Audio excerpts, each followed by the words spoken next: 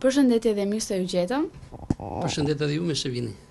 Në këtë rubrikë të bimësisë ne do të bisedojmë gjatë rreth bimëve, rreth vlerave të tyre kuruese këtë radhë, për të kuptuar se si mund të shërojmë sëmundjet me një mjekim me anë të bimëve natyrale që ne mund të gjejmë. Juve tani keni vite që merreni, por për të treguar për televizionistët, çfarë vlerash kanë bimët e ndryshme që ne i kemi përreth nesh? Unë ka 20 vite mjek alternativ dhe sot jam dhe drejtuesi i kësaj shoqate së mjekësisë alternative që se kishte më parë Shqipëria, Kosova, Maqedonia dhe Malizi. Edhe unë dua të flas për bimet edhe vetit kuruese të tyre. Me qenë se mjekësia popullore hershme ose sot alternative që sot në botë është moderne, pra kjo kur lindi dhe njerëzimi, pra njerëzit u kuronin miliona vite më parë me bimësinë. Mund të ketë njëri që heziton ose dëshiron vetëm të kurohet me metoda alternative, mund të kurohen me bimësinë që kanë në natyrë, ose dikush tjetër sepse më mbështet dy mjekësi bashkë paralel, edhe mjekësinë shkencore, por këtë ka një gjë të mirë sepse s'kan kundërshtim edhe fenomene anësore. Shqipëria shquhet për bimësinë. Gjermania, Franca dhe shumë shtete tjera europiane lakmohen për bimësinë e Shqipërisë. Shqipëria ka mbi 3500 bimë të mrekulluar, sepse ne kemi terrenin, natyrën dhe vendin që kultivohen më shumë, pra, dhe natyra i ka bërë çuditërisht edhe ato cilësore në krahasim me shumë vende të tjera. Ne nga ilaçet bimore përgatisim shumë ilaçe bimore, siç janë ato për stomakun, për kolitin, për shkrimin e gurë në veshka, për tëmtin, për menopazën, për sëmundjet reumatizmale, për ftofjet, kollën, gëlbazën, azmat bronkiale, qajrat direktik që përdoren për veshkat dhe për prostatën, edhe për urinimin, për gurën në veshka, infeksionet e aparatit urinar, për gurën në tëmth, për llumrat që krijohen edhe në tëmth, edhe dhimbjet që kanë kriza me radhë. Por faktikisht mjekësia alternative në botë avancon sepse ka dhe përgatitje në ilaçet bimore, në kapsule, në tableta, në shrupna dhe në shampo për forcimin e flokut, edhe për bukurinë e fytyrës e tjerë me radhë. Pra nuk është thjesht se çdo ilaç përgatitet nga bima, por nuk është vetëm thjesht zgjidhje qarjesh. Unë përgatis tinktura me alkolatur, përgatis pomade, nuk është thjesht që zim këtë çaj dhe e pim, sepse edhe gjatë vëlimit të saj, pra 20% e humb, por kur këtë përbërje përgatit, për shembull çajret për prostate që janë kombinime receptorale, që janë këtë çajret kombinuar receptorale që kanë shumë bimë brenda, po ti futish në alkolaturë dhe i lën 15 ditë me gramatura, ashtu se unë i përgatis, atëherë pas 15 ditësh do të gjesh sepse kjo e lëshon komplet esencën në alkolaturë, pra nuk avullon, nuk shkon gjë kot, pra gjithçka është origjinale dhe si thon bio, pra nuk ka gjëra kimikate brenda. Dhe pastaj ajo përdoret nuk përdoret më me lugë apo me gota siç përdoren çajet kur zihen, po ajo përdoret me pika, si më thënë, një ilaç për menopazën ose për diabetin ose për reumatizëm, 3 herë nga 20 pika, 3 herë nga 30 pika ose për gjëra të rritje. Edhe kështu ato kanë dhënë rezultate të shpejta edhe efikas. Këtë do të përmendim si bimën që vlerësohet ose ju do ta mbanit në krye të tjerave për vlerat e tyre kuruese.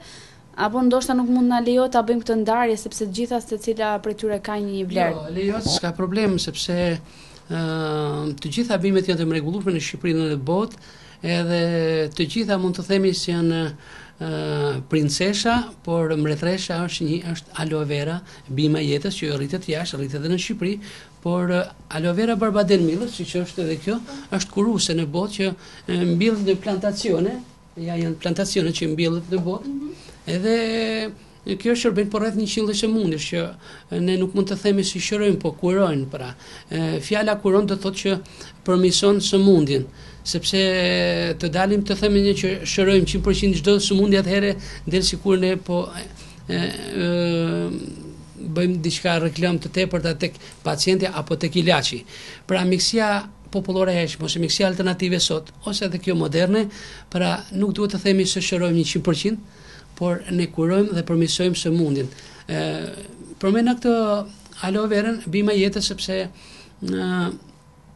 mia vite më parë Kleopatra thotë u lante në vaskën me lëngun gjel të aloe verës për bukurinë e fytyrës, për bukurinë e trupit, për gjatësinë e saj. Kur vdisnin faraonët dhe mbretët në varrin e tyre, në kufon me tyre, u mbulonte me lëngun gjel aloe vera që kufon mande ku prishin sot 1000 vite, 2000 vite. Pra, lëngu gjel aloe vera është si të themi rini e përjetshme dhe e pavdekshmërisë. Pra, lëngu i saj shërben për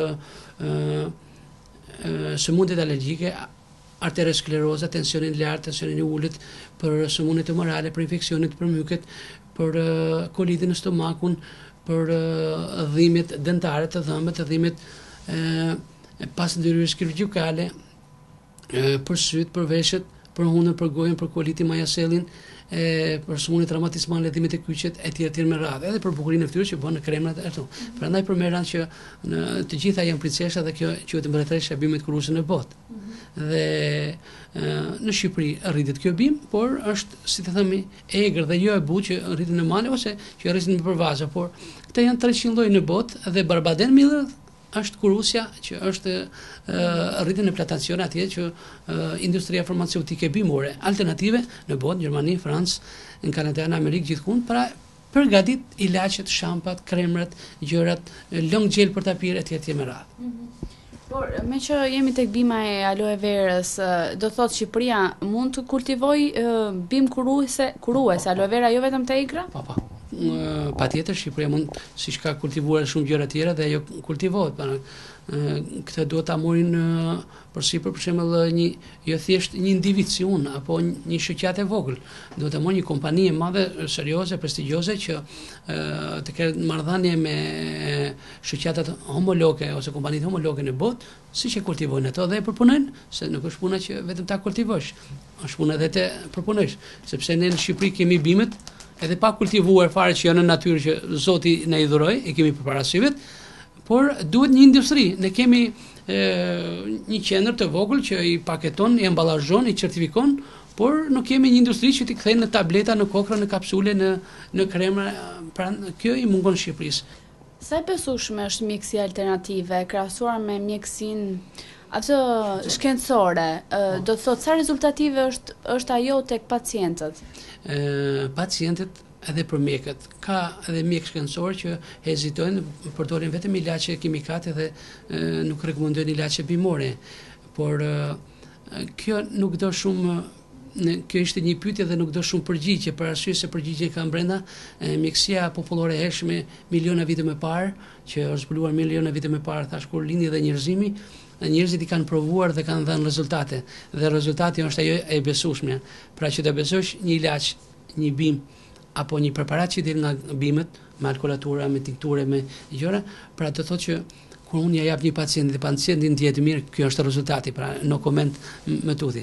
Sepse po të marrim një sugjerim, mjekësia popullore e hershme që sot është moderne, alternative, shkon paralel në botë me mjekësinë, ka pasur dy shkencëtar të mëdhej, pra dy shpiksa, dy mjek, dy baba.